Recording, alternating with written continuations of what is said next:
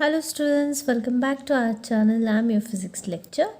तो बच्चों, आज के इस वीडियो में हम रिफ्रैक्टिव इंडेक्स के कुछ रिलेशंस के बारे में बात करेंगे, उनके बारे में जानेंगे और एग्जांपल्स भी करेंगे। ठीक है, तो इस रिफ्रैक्टिव इंडेक्स के ऊपर आपको कुछ प्रॉब्लम, न्यूमेरिकल प्रॉब्लम भी पूछा जा सकता है, तो we should be ready for that. चलो फिर देखते हैं क्या है। देखो बच्चों, रिफ्रैक्टिव इंडेक्स में दो तरीके होते हैं। हम कुछ उसको नाम देते हैं कि एक होगा absolute error, sorry absolute refractive index कहेंगे हम एक को, और दूसरे को हम बोलेंगे relative refractive index. Relative refractive index, ठीक है।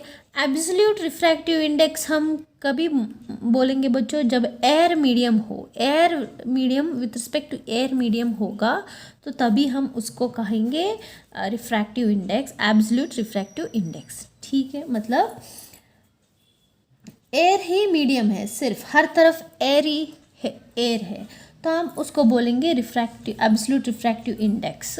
ठीक है, मतलब with respect to air medium होगा।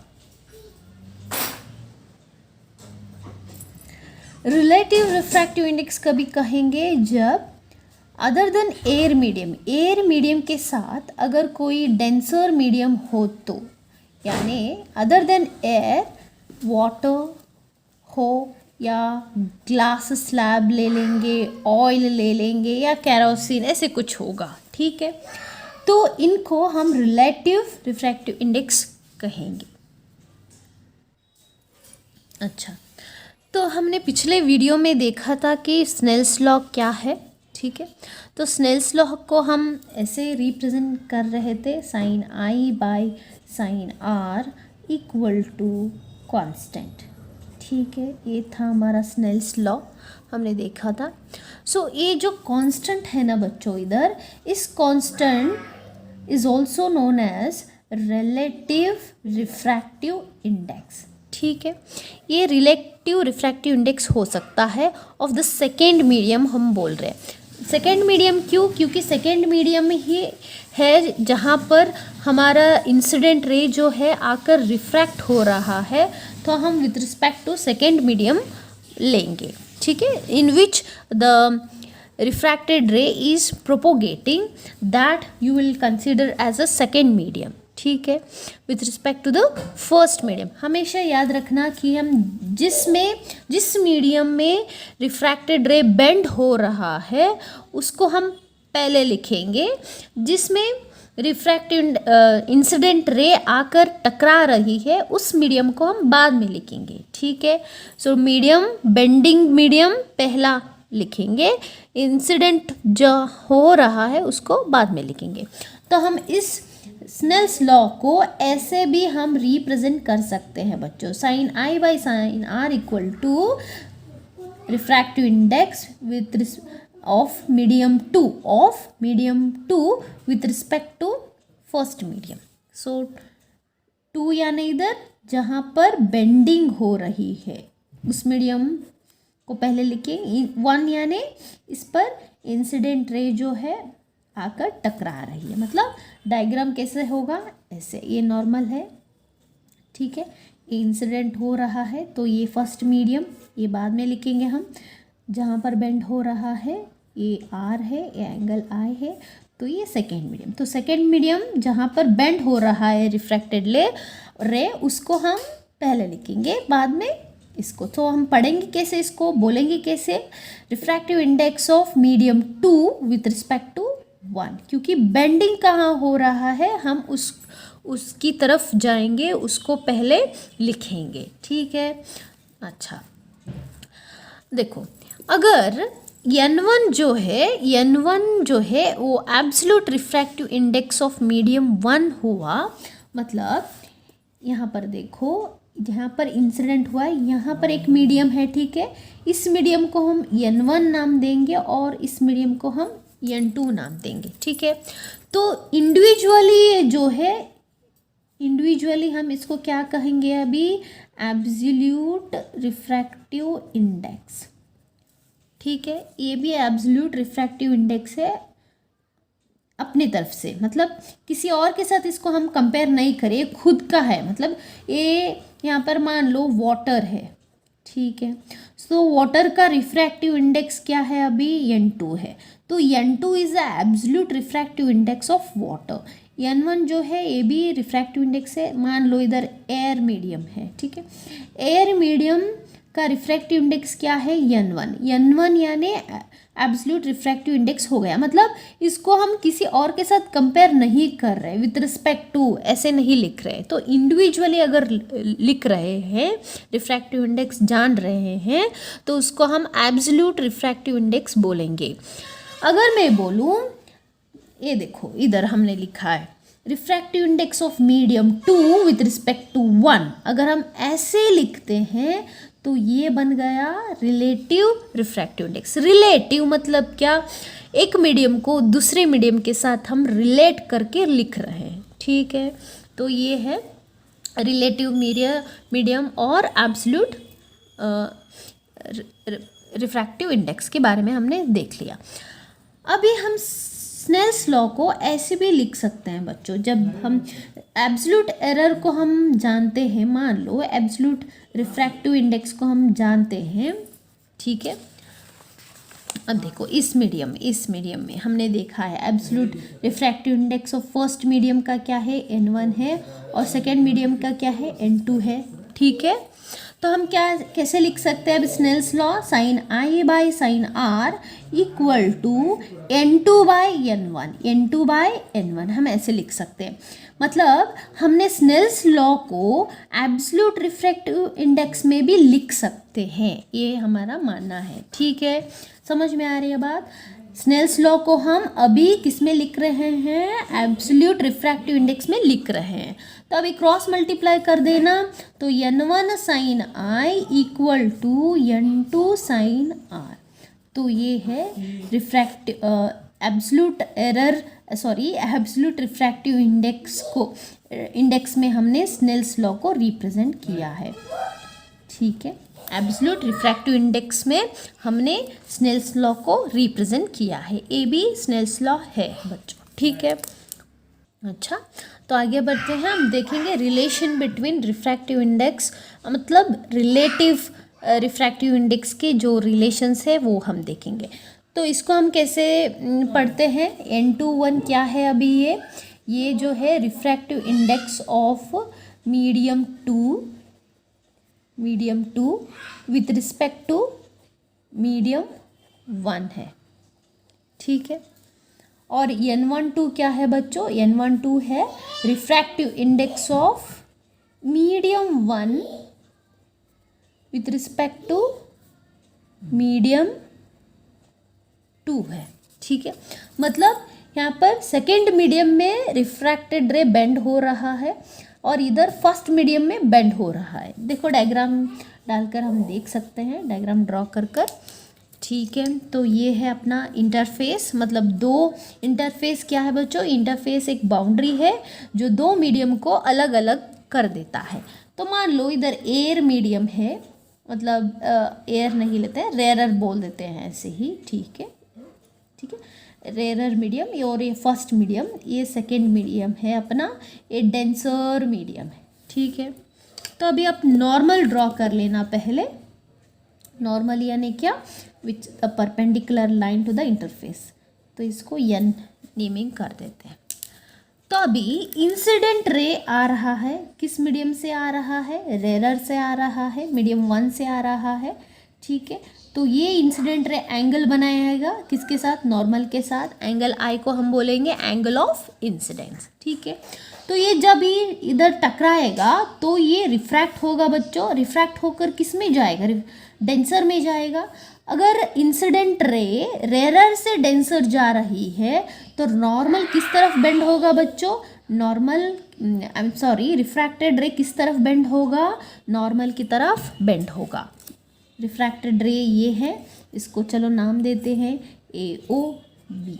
अभी AO क्या है बच्चों, इंसिडेंट रे है, ठीक है। OB क्या है, रिफ्रैक्टेड रे है। OA किस में से जा रहा है, रेयरर में से। डेंसर में अगर ये आ रहा है तो किसकी तरफ बेंड हो रही है, नॉर्मल की तरफ, ठीक है, इसको एंगल बनाएगा ये आर। ठीक है, तो अभी हम स्नेल्स लॉ कैसे लिख सकते हैं इसको, इस डायग्राम को पहले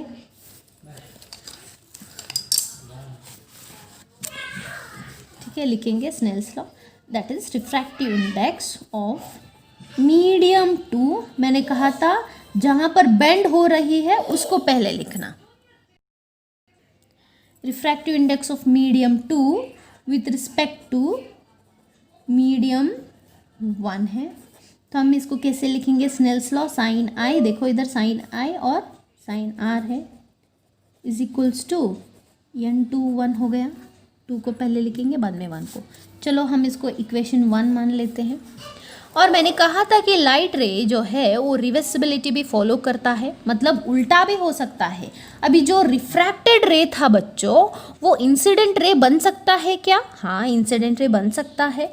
देखो अभी इसी ओबी रे को हम इंसिडेंट रे मान लेंगे। एंगल कितना बना रहा है इंसिडेंट रे, अभी पहले ये था, अभी इसको मान लेना। ठीक है, अभी देखो यहाँ से जा रही है, मतलब इंसिडेंट रे कहाँ पर है, अभी डेंसर में है, तो एंगल विद नॉर्मल कितना बनाएगा, आर ही बनाएगा। ठीक है, तो अभी यहाँ से वो गुजर रही है, डेंसर से रेरर जा रहा है इंसिडेंट रे। ठीक है, वो रिफ्रैक्ट होगा, नॉर्मल की तरफ झुकेगा कि away from that, away from that. ठीक है, ये हमने बेंडिंग ऑफ लाइट में देखा था। अगर रेरर से डेंसर आ रहा है तो रिफ्रैक्टेड रे नॉर्मल के पास बेंड होता है। अगर वो डेंसर से रेरर जा रहा है तो रिफ्रैक्टेड रे अवे फ्रॉम द नॉर्मल होगा। ठीक है, तो ये है अपना इंसिडेंट रे, कहाँ पर है फिलहाल, अभी डेंसर में है। ठीक है, डेंसर से वो जा रही है। एंगल कितना है देखो बच्चों, अभी इंसिडेंट एंगल, रिफ्रैक्टेड एंगल ही अभी इंसिडेंट एंगल बन जाएगा आर। ठीक है, वो जाएगा इधर, इधर से वो रेरर में जाकर रिफ्रैक्ट होगा। तो मैं एरो मार्क कैसे डाल सकती हूँ इधर। ठीक है, चलो अभी हम इसको लिखेंगे refractive index of medium one, मतलब कहाँ पर बेंड हो रहा है वो पहले लिखना है हमको। कहाँ पर बेंड हो रहा है, रेरर में बेंड हो रहा है, तो हम कहाँ पर बेंड हो रहा है वो पहले लिखेंगे। Refractive index of medium one with respect to medium two. ठीक है, टू बेंडिंग कहाँ पे हो रहा है उसको पहले लिखेंगे। इधर देखो, पहले इधर मीडियम टू में बेंड हो रहा था इसलिए हमने पहले लिखा, अभी मीडियम वन में वो बेंड हो रहा है तो इसको पहले लिखेंगे। ठीक है, तो अभी स्नेल्स लॉ लगाना, साइन, अभी देखो एंगल आई लिखोगी कि आर, आर लिखेंगे क्योंकि ये है अपना सेकंड पाथ ऑफ द रे, यहाँ से जा रहा है। ठीक है, यहाँ से जाकर इस एरो को गौर देना, यहाँ पर देखना, इसको यहाँ से जा रहा है। ठीक है, तो इंसिडेंट रे कितना एंगल बना रहा है अभी medium one with respect to two में आर, रिफ्रैक्टेड रे कितना बना रहा है एंगल आई, तो sine i by sine r by sine r equal to n one two, क्या लिख सकते हैं हम लोग, यस लिख सकते हैं। तो ये है अपने दो equations. Now let us multiply these two equations. चलो अभी मल्टीप्लाई कर लेते हैं, multiply equation one and two, तो n two one into n one two is equals to क्या बनेगा, साइन आई बाय, इसका क्या था sine i by sine r into n one two का है sine r by sine i. ठीक है, आर आर कट हुआ, ए भी कट हुआ, तो बचा क्या, बचा क्या, बचा एक। क्या मैं इसको ऐसे लिख सकती हूँ बच्चों, n two one is equals to one by n one two. तो यही है relation between refractive index of medium two with respect to one is how it is inverse, it is उल्टा है, रेसिप्रोकल है with respect to what, refractive index of medium one with respect to two है। मतलब एक example लेते हैं हम लोग, मान लो यहाँ पर एयर मीडियम है और इधर वाटर है।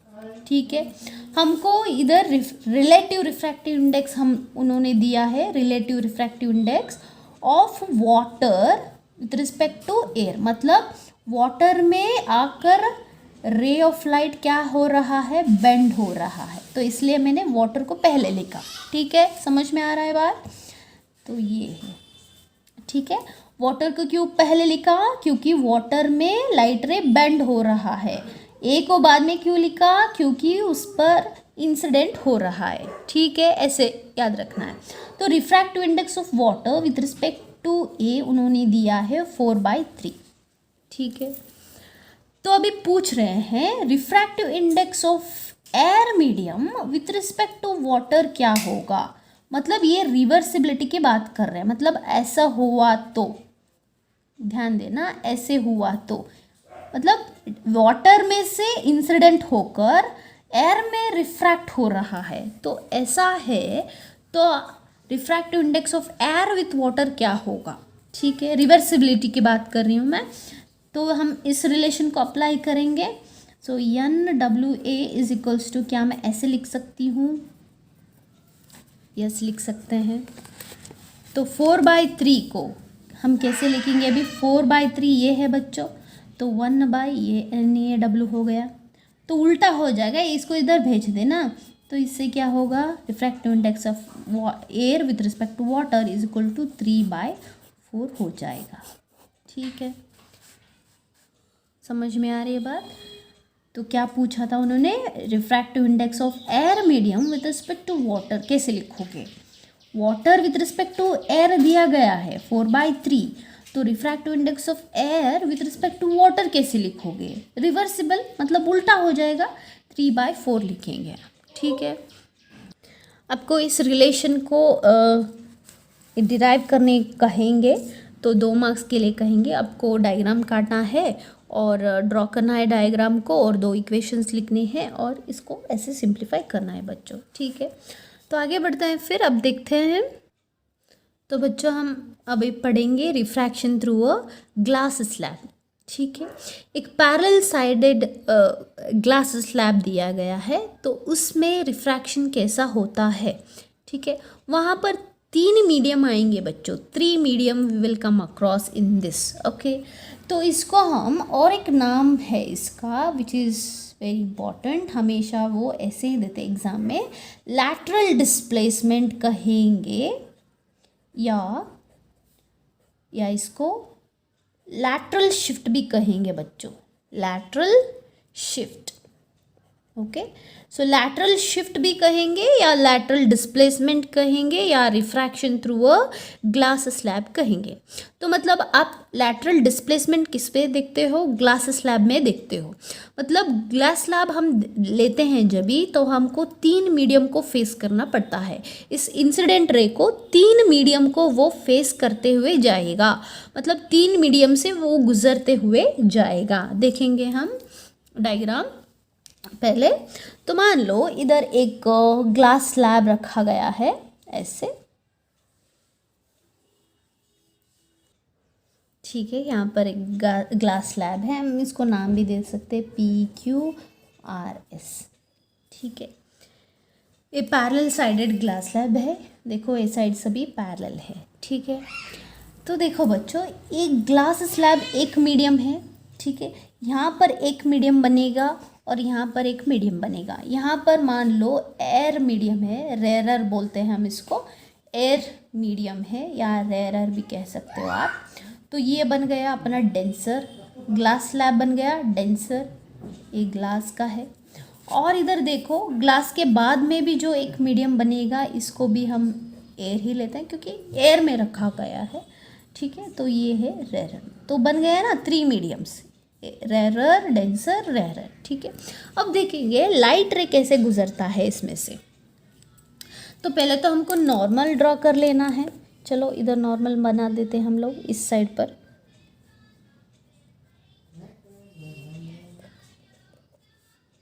ठीक है, ये है अपना नॉर्मल, N1 लिखती हूँ मैं पहले अभी, क्योंकि और एक ये देखो PQ अभी पहला इंटरफेस है बच्चों, ये पहला इंटरफेस है, बाद में SR दूसरा इंटरफेस बनेगा। ठीक है, तो अभी लाइट रे यहाँ पर आकर इंसिडेंट हो रहा है, ऐसा इंसिडेंट हो रहा है, देखो ठीक है, इसको नाम देंगे हम AO। तो ये जो रे है ये एंगल बनाएगी नॉर्मल के साथ। मान लो ये I1 है, ये I1 है बच्चों, I1, हाँ, नॉट 4 जैसा लग रहा है, I1 है ये।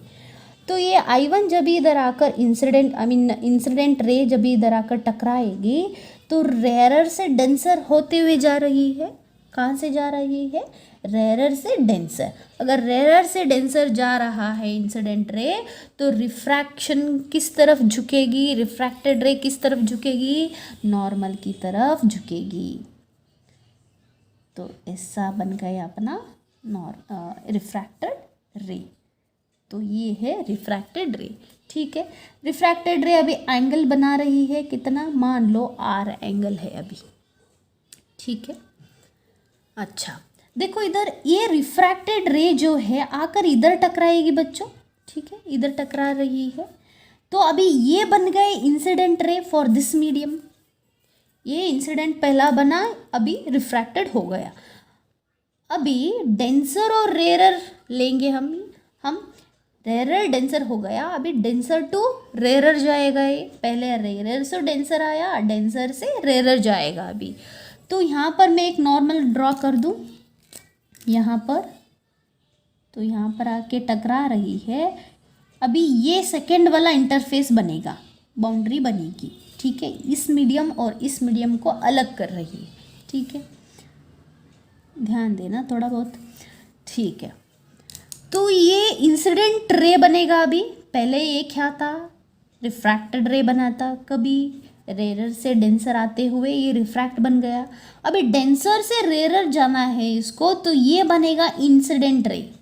ठीक है, तो ये इंसिडेंट रे बन गया विथ एंगल कितना बना रहा है इधर? एंगल ऑफ इंसिडेंस देखो, इधर R है क्या? इधर भी मैं R ले सकती हूँ। ये दो पैरेलल रेज हैं, अभी ये इसको काट रहा है। तो ये कौन सा एंगल बन गया बच्चों? अल्टरनेट एंगल जैसा बन गया। तो ये एंगल R है अभी। तो ये अभी रिफ्रैक्ट होगा, किस तरफ होगा? देखो, डेंसर टू रेयरर रिफ्रैक्शन कैसा होगा? अवे फ्रॉम द नॉर्मल होगा। ये अपना नॉर्मल है, मैं इसको N2 नाम दूंगी। ठीक है, तो ये अवे फ्रॉम द नॉर्मल होगा, ऐसे ऐसे होगा। ठीक है, तो AOB इसको देंगे नाम D। ठीक है, समझ में आ रही कुछ बात? इसको B दिया तो ये बन गया D, लेंगे हम नाम। तो ये एंगल क्या होगा बच्चों? इसको हम लेंगे I'। फिलहाल हम इसको I' लेते हैं। तो ये है अपना एमर्जेंट रे। ठीक है, हम इसको बोलेंगे एमर्जेंट रे। ये क्या है? BD रे। BD क्या है अभी? ये है अपना एमर्जेंट रे। तो BD बन गया क्या? ये है हमारा एमर्जेंट रे। ठीक है, तो देखो और एक बार, पहले रेयरर और डेंसर मीडियम को देखेंगे हम। रेयरर से इंसिडेंट होकर रिफ्रैक्ट हुआ, टूवर्ड्स द नॉर्मल होगा, क्योंकि रेयरर से डेंसर जा रहा है। तो ये बन गई एंगल ऑफ रिफ्रैक्शन। अभी डेंसर से रेयरर जाएगा, यही रे, दूसरा कोई नहीं, यही रे डेंसर से रेयरर जाएगा बच्चों। ठीक है, तो अभी ये डेंसर से रेयरर जा रहा है तो रिफ्रैक्टेड रे ही अभी इंसिडेंट बन जाएगा। ठीक है, तो ये काट लिया हमने नॉर्मल, तो ये बन गया एंगल ऑफ इंसिडेंस R ही बनेगा, क्योंकि यहाँ पर R है तो ये भी R ही बनेगा। ठीक है, टू द नॉर्मल। अभी डेंसर से रेयरर जा रहा है तो रिफ्रैक्टेड रे जो है या एमर्जेंट रे जो है वो अवे फ्रॉम द नॉर्मल होगा, क्योंकि डेंसर से रेयरर हमेशा लाइट रे अवे फ्रॉम द नॉर्मल होता है। ठीक है, ये है। अगर मान लो ये मीडियम ही नहीं होता बच्चों, डेंसर मीडियम ही नहीं होता, सिर्फ रेयरर होते। ठीक है, सिर्फ रेयरर होते, ये डेंसर मीडियम को हम हटा देते तो नहीं डालते, तो इंसिडेंट रे कैसे जाता बच्चों? रेयरर से रेयरर स्ट्रेट पाथ ले लेता। ठीक है। ये रिफ्रैक्शन जो भी है ये नहीं होता बच्चों। तो हम देखेंगे, हमें मान लो ये डेंसर मीडियम में हमने हटा दिया है, ठीक है, तो कैसा होता है रे, तो सीधा चला जाता है ऐसा। देखो मैं इसको डॉटेड लाइन में ड्रॉ करूँगी बच्चों।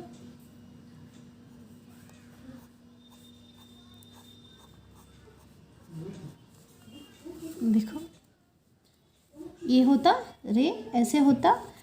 अगर डेंसर नहीं होता, सिर्फ रेरर मीडियम होते तो लाइट रे सीधा ऐसे चला जाता, ठीक है। तो देख लो इधर एमर्जेंट रे और ये जो ओरिजिनल पोजीशन है इंसिडेंट रे का, उन दोनों लाइन कैसे है, वो दोनों लाइन कैसे है, दोनों पैरेलल है बच्चों, ठीक है, पैरेलल है। तो उन दोनों का जो डिस्टेंस है, क्या वो परपेंडिकुलर डिस्टेंस है? हाँ परपेंडिकुलर डिस्टेंस है। देखो इधर मैं इधर मार्क कर देती हूँ परपेंडिकुलर डिस्टेंस इस ब्लू कलर पेन से। देखो क्या वो परपेंडिकुलर है, एंगल 90 डिग्री बना रहे हैं, ठीक है। So this distance I will take it as x. So यही है लैटरल शिफ्ट, ठीक है। ये जो distance between, perpendicular distance between the emergent ray and the original position of a incident ray, ठीक है, उसी को हम बोलेंगे लैटरल शिफ्ट या लैटरल डिस्प्लेसमेंट, ठीक है बच्चों।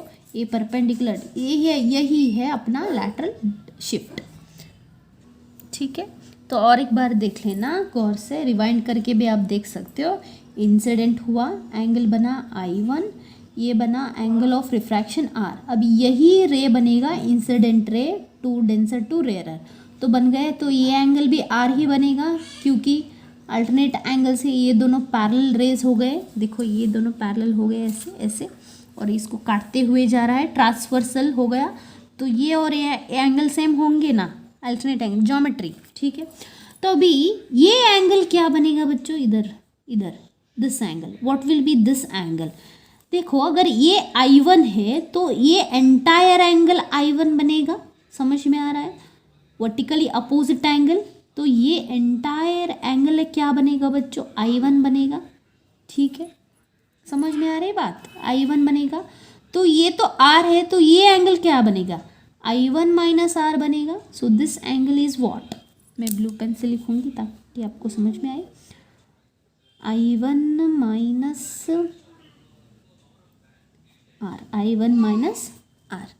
ये देखो इधर ये वर्टिकली अपोजिट एंगल हो जाएंगे, यहाँ से यहाँ बोल रही हूँ मैं, ठीक है। ये ओरिजिनल लाइन और नॉर्मल के साथ, N1 के साथ, तो ये बन गए I1, ठीक है। R तो पहले से है इधर, तो हमको इस एंगल को जानना है, तो I1 माइनस R कर देंगे तो ये एंगल मिलेगा। तो ये एंगल क्या है बच्चों, I1 माइनस R, ठीक है, समझ में आ रही है बात।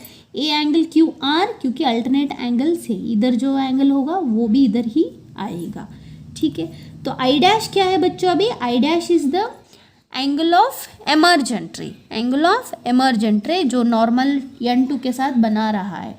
तो आप देखोगे इधर कि ये जो I डैश है और I1A लास्ट को, वो दोनों सेम ही आएंगे। Angle I1 will be equal to emergent angle I dash. समझ में आ रहा है कुछ बात, ठीक है। तो ये याद रख लेना। तो यहाँ पर आपको इसका एक्सप्रेशन मेंशन करने के लिए कहेंगे। तो अगर ये स्लैब का थिकनेस T है, मान लो T है, तो ये जो डिस्टेंस होगा ना बच्चों, ये x लिया है, जो हमने x क्या है इधर, x is a lateral displacement, lateral shift भी कहो या डिस्प्लेसमेंट कहो, एक ही बात है। तो आपको लैटरल डिस्प्लेसमेंट की एक्सप्रेशन पूछेंगे वो लोग, तो x इक्वल टू क्या बनेगा, x equal to t times of t यानी thickness of this slab into sine of a angle, sine of I1 minus R, I1 minus R divided by cos R, a angle cos R, ठीक है। मतलब क्या, ये है अपना thick sorry lateral displacement of this incident ray. Displacement बोलो या lateral shift भी बोल सकते हो. This is the expression for lateral shift. lateral shift का एक्सप्रेशन है. ठीक है, समझ में आ रही है बात.